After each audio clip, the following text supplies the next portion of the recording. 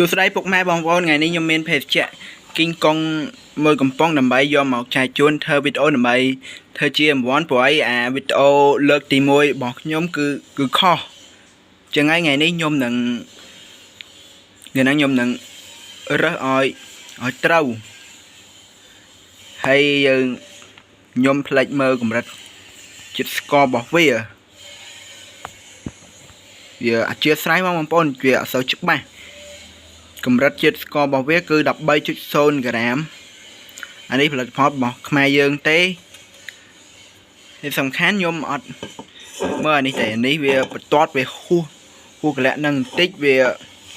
គាត់វាត្រូវអានេះអាហ្នឹងយើងមុននឹងទិញយើងអាសាមើលការហត់កាលបាក់ឆែតផង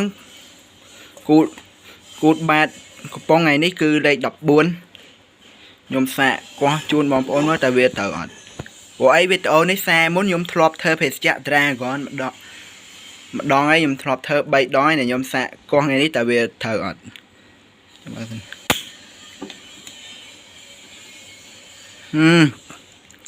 ខុសគឺ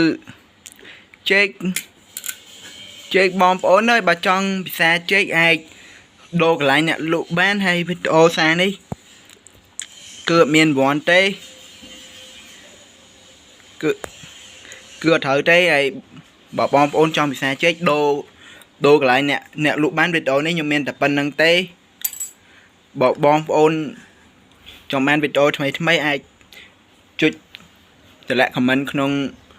វីដេអូមួយផងដែលខ្ញុំផ្លេចប្រាប់បងប្អូនខ្ញុំសាកឧជាតិវាដែលវាយ៉ាងម៉េចចាំមើលសិន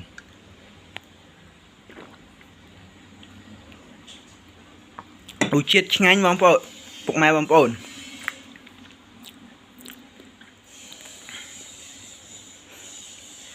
បាយបងប្អូន